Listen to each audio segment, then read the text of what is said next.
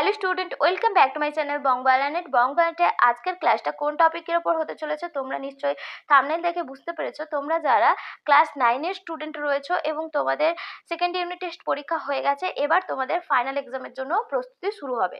তো সেই ফাইনাল এক্সামের জন্য যে প্রস্তুতি নেবে, তোমাদের কোন চ্যাপ্টার থেকে কত নাম্বারের প্রশ্ন থাকবে, কি কি প্রশ্ন কতগুলো করে করতে হবে, সমস্ত কিছু তোমাদের জানা দরকার। সেই সমস্ত কিছুর সাথে তোমাদের প্রশ্নবিচিত্রাতে যে মধ্যশিক্ষা পর্ষদের নমুনা প্রশ্নপত্র দেওয়া রয়েছে, সেই প্রশ্নপত্রের উত্তর সহ আলোচনা করবো আজকের এই ভিডিওতেই।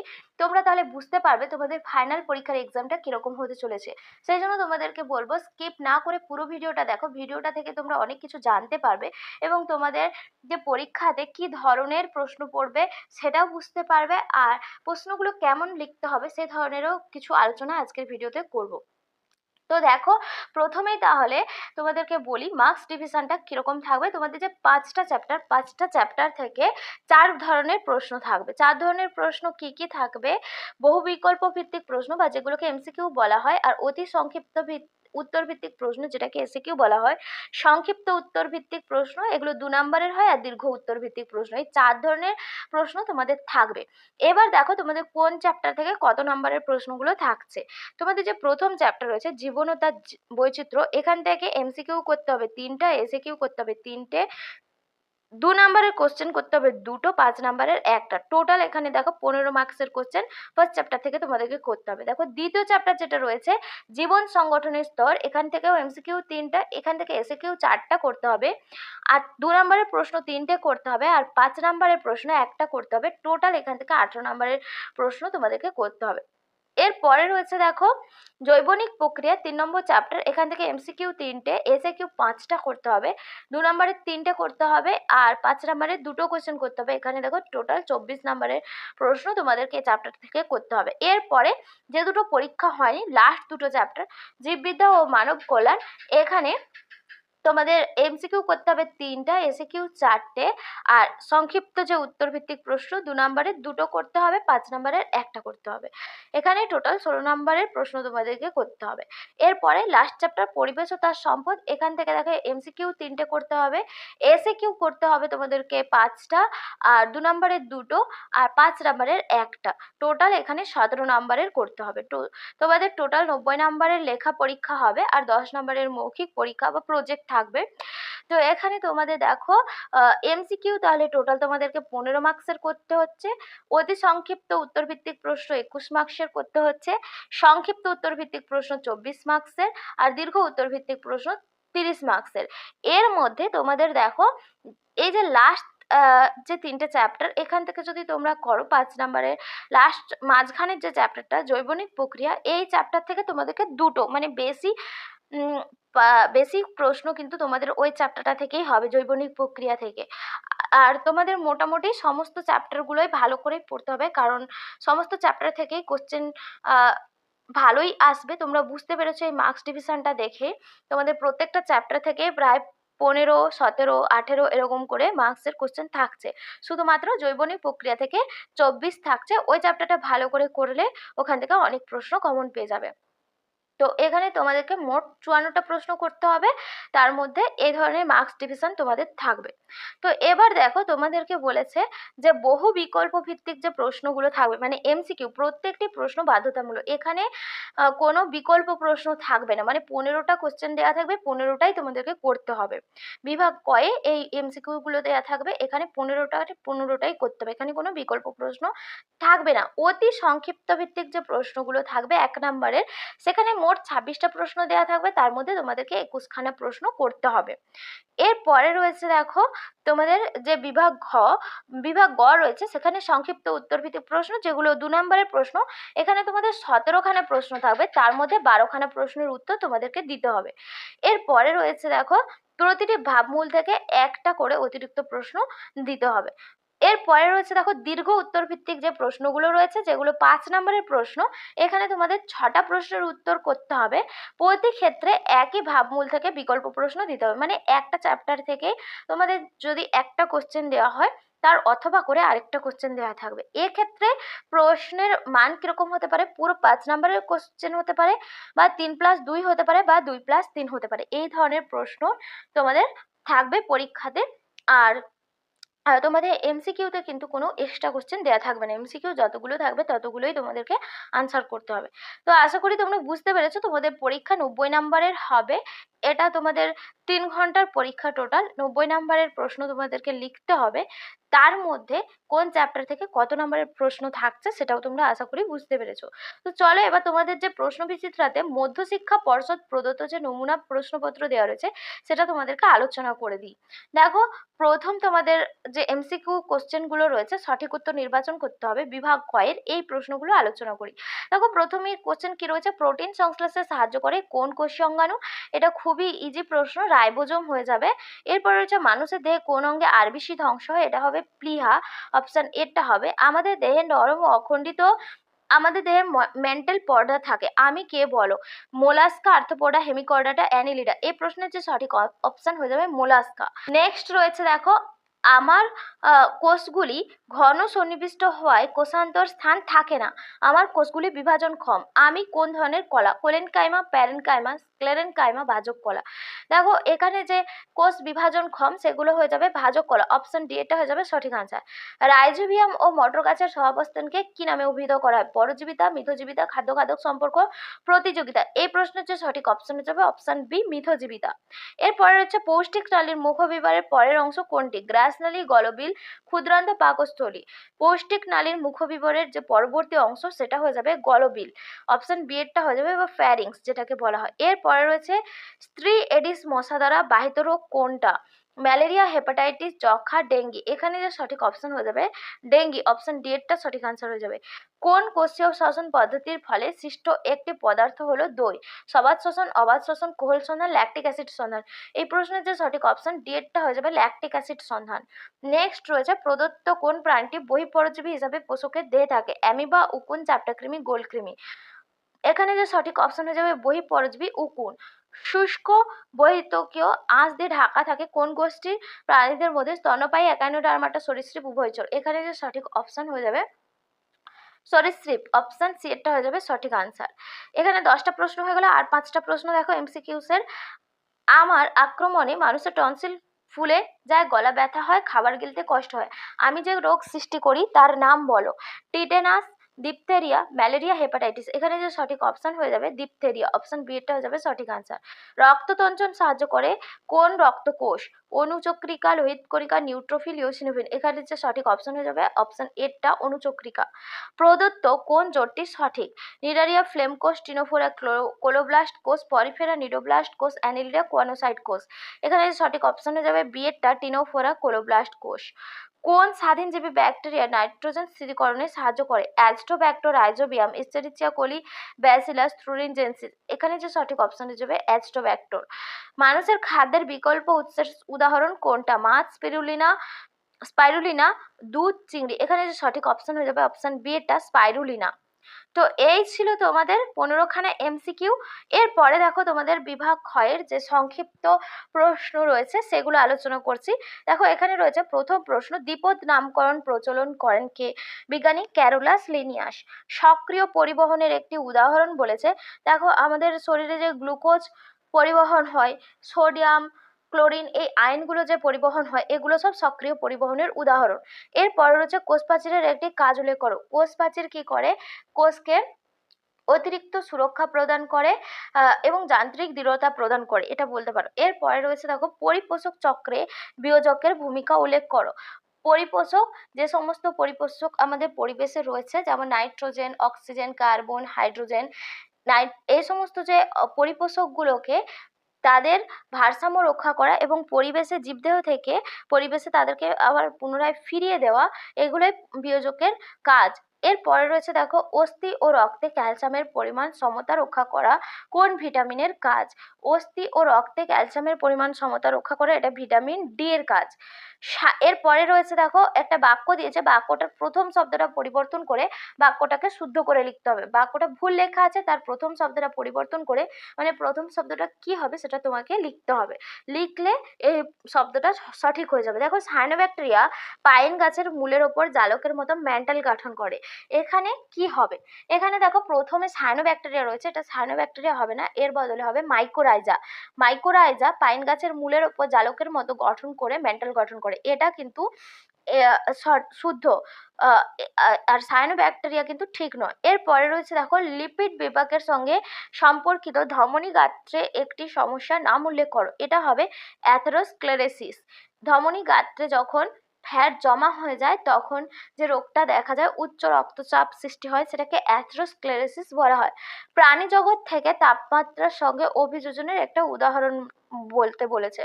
দেখো প্রাণী জগৎ থেকে এখানে মরু অঞ্চলে যে প্রাণী বসবাস করে উট, মরু অঞ্চলে তাপমাত্রা বেশি বলে সেখানে চলাফেরার জন্য উটের যে চামড়া খুব পুরু হয়, পায়ের তলার চামড়া, পায়ের তলায় শক্ত প্যাড দিয়ে আবৃত থাকে, পায়ের তলার চামড়াটাও খুব মোটা হয়। ঠিক আছে, এটা কিন্তু তার ওই মরুভূমিতে থাকার জন্য সে ধরনের অভিযোজন।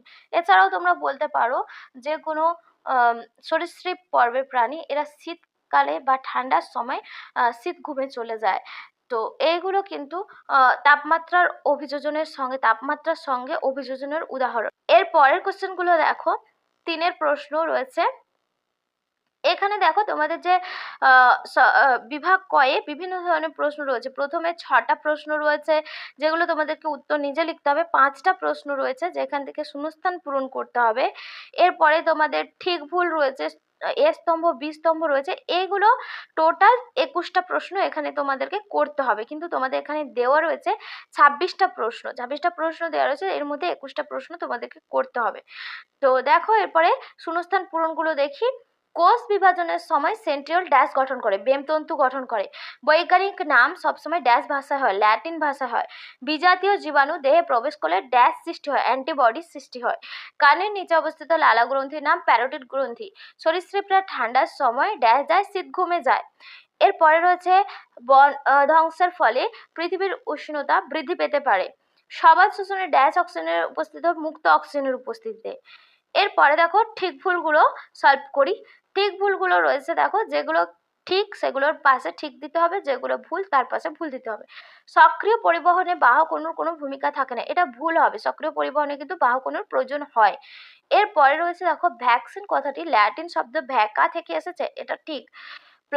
প্ল্যান্টটি রাজ্যের সদস্যরা বিয়োজক হিসাবে কাজ করে, এটা ভুল হবে। কারণ ব্যাকটেরিয়া আর ছত্রাক, এই ব্যাকটেরিয়ারা মনেরা রাজ্যের হয় আর ছত্রাক ফাঙ্গি রাজ্যে, এরা বিয়োজক হিসাবে কাজ করে, প্ল্যান্টের রাজ্য নয়। এরপরে রয়েছে দেখো ত্বকে অবস্থিত সিবেসিয়াস গ্রন্থির মাধ্যমে ঘাম নিঃসৃত হয়, এটাও ভুল হবে।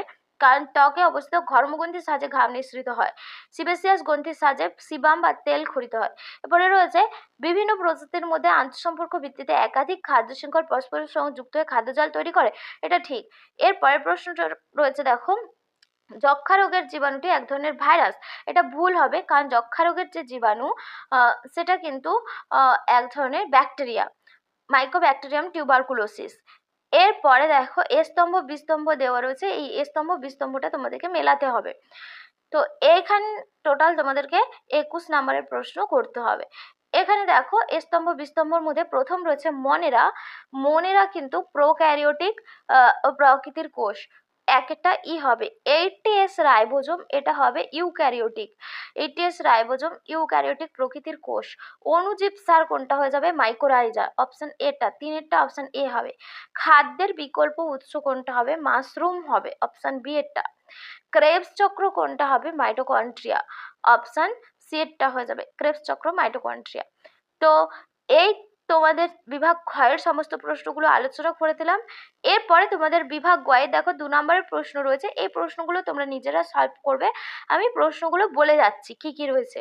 বন ধ্বংসের 2টি কারণ উল্লেখ করতে বলেছে। এরপরে বলেছে বন ধ্বংসের কি কারণ লিখবে। বন ধ্বংসের কারণ মানুষের চাষবাস, জনসংখ্যা বৃদ্ধি একটা প্রধান কারণ হতে পারে বন ধ্বংসের, আর একটা চোরা শিকার, এই দুটো লিখতে পারো। এরপরে রয়েছে প্রোটিনের সঙ্গে সম্পর্কিত এন্ডোপ্লাজমীয় জালিকার 2টো কাজ উল্লেখ করতে বলেছে। প্রোটিন সংশ্লেষে সাহায্য করে। এরপরে রয়েছে দেখো বায়ুর আর্দ্রতা বাষ্পমোচনের হারের উপর কি প্রভাব বিস্তার করে। এগুলো লিখবে। বায়ুর যখন আর্দ্রতা বেশি থাকে বাষ্পমোচনের হার কম হয়, বায়ুর আর্দ্রতা কম থাকলে বাষ্পমোচন বেশি হয়। এরপরে রয়েছে এইডসের সংক্রমণ পদ্ধতি উল্লেখ করো, মানুষের যকৃতের দুটি ভূমিকা উল্লেখ করো। এরপরে রয়েছে কোয়াড্রেটার ছবিতে চিহ্নিত প্রধান 3টি শনাক্তকারী বৈশিষ্ট্যগুলোর নাম লিখতে বলেছে। এখানে দেখো এগুলো যে চিহ্নিত করা রয়েছে, ফ্যারিঞ্জিয়াল গিল স্লিটস আর যেটা ডরসাল যে নোটোকর্ড থাকে, এগুলোই দেওয়া রয়েছে, এগুলোর মানে ছবির মধ্যে দেওয়া রয়েছে। এই বৈশিষ্ট্যগুলো তোমাদেরকে উল্লেখ করতে হবে। এরপরে রয়েছে অণুজীব সার হিসাবে সায়ানোব্যাকটেরিয়ার ভূমিকা উল্লেখ করো। এরপরে রয়েছে স্থায়ী কলার অনুপস্থিত ভাজক কলা এমন 2টি গঠনগত বৈশিষ্ট্য উল্লেখ করো। এরপর রয়েছে ওষুধ তৈরিতে আধুনিক জীববিদ্যা দুটো উদাহরণ দিতে বলেছে। রজনীর 2টো অর্থকরী গুরুত্ব লিখতে বলেছে। খুবই ইজি প্রশ্নগুলো রয়েছে, এগুলো তোমরা নিজেরা সলভ করবে। পাচিত খাদ্যের আত্তীকরণ কিভাবে হয়, জৈবনিক প্রক্রিয়ায় লিপিডের 2টি ভূমিকা উল্লেখ করো। প্রাত্যহিক জীবনে শক্তি সংরক্ষণের 2টি উপায় উল্লেখ করো। জীবদেহে লসিকার 2টি ভূমিকা, যক্ষ্মার 2টি উপসর্গ, বাস্তুতন্ত্রের শক্তি প্রবাহের 2টি বৈশিষ্ট্য, অ্যানিলিডা পর্বের 2টি শনাক্তকরণকারী বৈশিষ্ট্য বলেছে। তো এই প্রশ্নগুলো 2 নম্বরের প্রশ্ন। এখানে দেখো 2 নম্বরের প্রশ্ন তোমাদের দিয়েছে, এখানের মধ্যে তোমাদেরকে 12টা 2 নম্বরের প্রশ্ন করতে হবে, 17টা দেওয়া রয়েছে। এরপরে দেখো 5 নম্বরের প্রশ্নগুলো। 5 নম্বরে দেখো প্রত্যেকটার প্রশ্নের সাথে অথবা প্রশ্ন দেওয়া রয়েছে। তোমরা ওপরেরটা করতে পারো, নয় অথবা প্রশ্নটা করতে পারো। তোমাদেরকে 5 নম্বরের টোটাল কিন্তু এখানে দেখো 5 নম্বরের কতগুলো প্রশ্ন করতে হবে। 5 নম্বরের তোমাদেরকে মোট প্রশ্ন করতে হবে 6খানা প্রশ্ন। 6খানা প্রশ্ন করলে তোমাদের 30 নাম্বার থাকছে এখানে। 5 নম্বরে 6খানা প্রশ্ন তোমাদেরকে করতে হবে। তো চলো দেখে নিই প্রশ্নগুলো কি কি রয়েছে। মানব স্বাস্থ্যের নিরাপত্তায় ধৌতকরণের গুরুত্ব উল্লেখ করো। জৈবিক নিয়ন্ত্রণে ব্যাকটেরিয়ার ভূমিকা উল্লেখ করো। এর অথবা প্রশ্ন রয়েছে ডায়রিয়ার 3টে উপসর্গ, জৈবিক নিয়ন্ত্রণে ভাইরাসের ভূমিকা। নেক্সট রয়েছে শক্তি প্রবাহের পর্যায়গুলি ব্যাখ্যা করো। পরিপোষক চক্রের গুরুত্ব উল্লেখ করো। অথবা প্রশ্ন দেওয়া রয়েছে জলের অতি ব্যবহার কিভাবে জল সংকট বৃদ্ধি করছে, ব্যাখ্যা করো। বায়ুমণ্ডলের কাজ নিয়ন্ত্রণ করতে বলেছে। জলসম্পদ সংরক্ষণ সম্পর্কিত বনের 2টি কাজ উল্লেখ করতে বলেছে। দেখো এই যে 2টো প্রশ্ন কিন্তু তোমাদের লাস্ট 2টো চ্যাপ্টার থেকে দেওয়া রয়েছে। এরপরে প্রশ্ন রয়েছে দেখো ফুসফুসের বায়ুধারণ ক্ষমতা বৃদ্ধিতে শ্বাস ব্যায়ামের ভূমিকা উল্লেখ করতে বলেছে। কোষ থেকে কোষে পরিবহনে অভিস্রবণের ভূমিকা উল্লেখ করতে বলেছে। এরপরের প্রশ্ন রয়েছে দেখো অথবা প্রশ্ন সৌরশক্তির আবদ্ধকরণ ও রূপান্তরে সালোকসংশ্লেষের ভূমিকা, যান্ত্রিক পরিপাক কিভাবে ঘটে। এই প্রশ্নটা কিন্তু তোমাদের জৈবনিক প্রক্রিয়া চ্যাপ্টার থেকে দেওয়া রয়েছে। নেক্সট রয়েছে দেখো পৃথিবীতে অজৈব বস্তু থেকে ধাপে ধাপে জীবনের উৎপত্তি কিভাবে ঘটেছিল সেটা সংক্ষেপে রেখাচিত্রের মাধ্যমে প্রকাশ করতে বলেছে। জীবের বৈচিত্র্যের উৎসরূপে প্রকরণের ভূমিকা উল্লেখ করতে বলেছে। নেক্সট প্রশ্ন অথবা প্রশ্ন রয়েছে পরিফেরা পর্বের 3টে শনাক্তকরণকারী বৈশিষ্ট্য, রুই, শিঙি, ভেটকি, কই, তাদের দৈর্ঘ্য, বহির্গঠন, রং প্রভৃতি বিষয়ে যে একে অপরের থেকে আলাদা, তার সত্ত্বেও তারা অষ্টিকথির শ্রেণীভুক্ত। বিভিন্ন প্রাণী প্রজাতি একই শ্রেণীভুক্ত করার 2টি কারণ উল্লেখ করো। এখানে যে এইগুলো দিয়েছে এটা কিন্তু প্রথম চ্যাপ্টার থেকে দেওয়া রয়েছে 10-এর আর তার অথবা। এরপরে রয়েছে দেখো তোমাদের জৈবনিক প্রক্রিয়া থেকে আরেকটা কোশ্চেন এখানে দেখতে পাচ্ছি দেওয়া রয়েছে। দেখো যেটা ছবিতে এই যে যে চিহ্নগুলো দেওয়া রয়েছে এগুলো চিহ্নিতকরণগুলো নামকরণ করতে হবে। এরপরে বলেছে গ্লোমেরুলাস কিভাবে রক্তের দূষিত পদার্থগুলোকে পরিশ্রুত করে। আর অথবাতে দেওয়া রয়েছে ছবি, ওটা ছবি খতে প্রথমেরটা, অথবাতে ছবি কতে যে এবি রয়েছে সেগুলো চিহ্নিত করতে হবে। মানুষের প্রশ্বাস ক্রিয়ার ঘটনাগুলি রেখাচিত্রের সাহায্যে প্রকাশ করতে হবে। এরপরে রয়েছে দেখো তোমাদের যে সেকেন্ড চ্যাপ্টার থেকে একটা প্রশ্ন রয়েছে প্রোক্যারিওটিক ইউক্যারিওটিক কোষের 3টা পার্থক্য উল্লেখ করতে বলেছে। এর মধ্যে প্রোক্যারিওটিক ইউক্যারিওটিক কোষের পার্থক্য আর স্নায়ুকলার 2টো গঠনগত বৈশিষ্ট্য। এর অথবা প্রশ্ন তোমাদের রয়েছে দেখো উদ্ভিদ ও প্রাণী কোষের 3টা পার্থক্য লিখতে বলা হয়েছে। আর যেটাও তোমাদের এরপরে দৃঢ়তা প্রদানের সঙ্গে সম্পর্কিত কোলেনকাইমা করার 2টি গঠনগত বৈশিষ্ট্য, এটা রয়েছে সেকেন্ড চ্যাপ্টার থেকে। তাহলে তোমাদের দেখতে পেলে জৈবনিক প্রক্রিয়া থেকে দুটো বড় কোশ্চেন থাকছে, বাকি সমস্ত চ্যাপ্টারগুলো থেকে একটা করে বড় কোশ্চেন থাকছে। টোটাল 6টা বড় কোশ্চেন তোমাদেরকে সলভ করতে হবে। আর এটা ছিল তোমাদের মধ্যশিক্ষা পর্ষদের নমুনা প্রশ্নপত্র। এই ধরনেরই প্রশ্ন তোমাদের পরীক্ষায় হবে। আশা করি তোমাদের কনসেপ্ট ক্লিয়ার হয়েছে। তোমাদের ফাইনাল পরীক্ষা কেমন হবে তোমরা বুঝতে পেরেছ। এবার ফাইনাল পরীক্ষার জন্য রীতিমতো প্রস্তুতি নাও। আর তোমাদের ফাইনাল পরীক্ষার প্রস্তুতির জন্য আমি এই চ্যানেলে তোমাদের জন্য টপিক ওয়াইজ সিরিজ ভিডিও নিয়ে আসবো। তোমরা সেজন্য চ্যানেলটাকে সাবস্ক্রাইব করে পাশে থেকো। তোমরা কিন্তু এই চ্যানেলটাকে যদি সাবস্ক্রাইব করে পাশে থেকো, তোমাদের পাশে থাকো, তোমাদের কিন্তু পরীক্ষার জন্য খুব হেল্পফুল হবে, এটা আমি তোমাদেরকে বলতে পারি। কারণ এখান থেকে তোমাদেরকে যা কোশ্চেন প্র্যাকটিস করাবো তোমরা সেখান থেকে অনেক কোশ্চেনই পরীক্ষাতে কমন পেয়ে যাবে। তো চলো আর দেরি না করে আজকের ক্লাসটা এখানেই শেষ করছি। আবার দেখা হবে পরবর্তী একটা ক্লাসে। ততক্ষণ সবাই খুব ভালো থেকো, সুস্থ থেকো, টাটা।